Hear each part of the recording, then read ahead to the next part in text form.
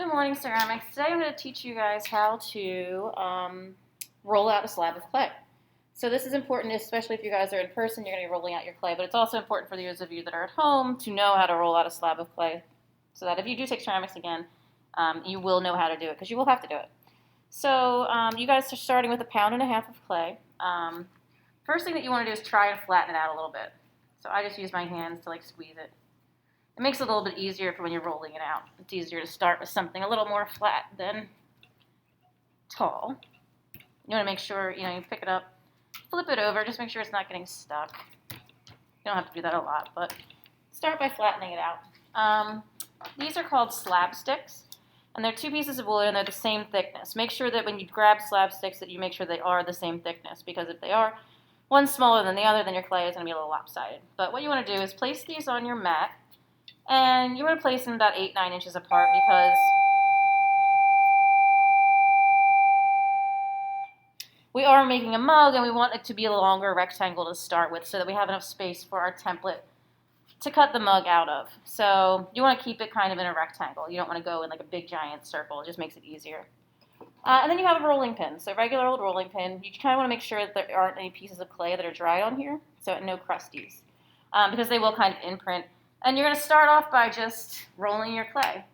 Now, you're probably going to get stuck, so you can start by pressing down any high points that prevent you from rolling pretty smoothly, and you're just going to roll it. You can roll it in different directions to make it a little easier for yourself. Move my camera a little bit here. But you want to roll it in the direction that you want the clay to go, obviously. So I want it to be a long rectangle, so I'm rolling it this way. And like I said, you can, from time to time, you do want to kind of pick it up to make sure that it's not getting stuck, and flip it over and roll it. Now, if your mat's moving on your table, just kind of work with it so you're not pushing it all the way across. And you're rolling out, just like if you were making any sort of dough, you would use a rolling pin to roll it. Now, the idea with the slab sticks is eventually you're going to roll it so that your roller will sit on the slab stick and it'll be an even thickness all the way through. So keep rolling it. If it's not going too much in one direction, you can roll it this way. You do want to have it meet the edges of the slab stick because you do want to have the same length. You do want to make your rectangle a consistent rectangle. So if it's not going all the way to the edges, you just want to make sure that it does that. So I'm rolling it down, back and forth, roll it. Now see, I have this lump right here. I'm just going to press on that a little bit, work on that, and roll it back and forth.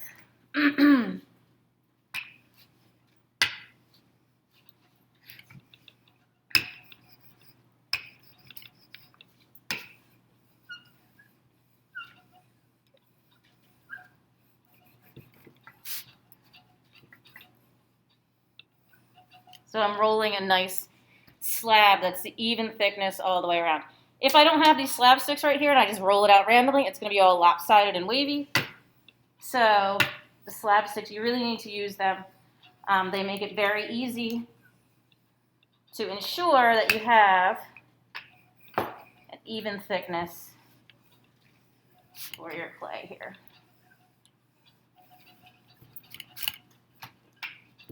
Now, I have way more clay than I'm going to need, so I would save that. But you are going to need space on your slab for your template, and you're also going to need space where you're going to have to cut a circle for the bottom.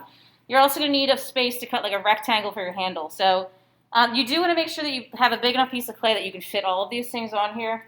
I have more than enough space that I need, but just make sure as you're rolling it before you finish that you do have space for the template, and then you do have some space on here for the bottom and also for the handle. Now I have my clay rolled out. It's a pretty even thickness. There's something that you guys need to do in your container. You got these little cards. When you roll it, if you can look at the surface, and this camera probably won't pick it up, but it's really rough. It's not really smooth. So you're going to take this card and you're going to do something called screeing. It's scree, S-C-R-E-E. And all you're going to do is lightly go over the surface with the card. And what this does is it flattens it and it makes it nice and neat. Now, we have the one side done. It's nice and smooth. We have to do the other side. What you don't want to do is grab your clay and just pick it up because it's going to want to stick to the other side of that. So in order to prevent that from happening, you don't want to rip the clay either. Like you just rolled out this beautiful slab. If you rip your clay in half, you got to start all over again. So you're going to put a piece of newspaper on top. And I'm going to move my camera. Put your hand on somewhere in the center of your slab. You're going to reach your other hand underneath. So I'm picking up the whole mat with my slab with the newspaper on top. I'm going to pick it up and I'm carefully going to flip it over on the table. So the newspaper's on the table. This is the underside of my mat. My clay is in between. In order to get it off, you're going to carefully peel the mat from the clay. Do not peel the clay from the mat. You peel the backing of the mat off the clay, and it won't get stuck.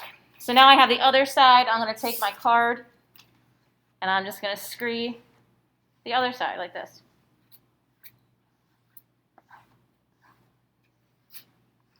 So it's it doesn't have to be perfect. If you notice that your card is making little marks on it, you just want to make sure that you just take off any crusty clay that's still sitting there. And then smooth it like that. Then you'll be ready to start making your mug.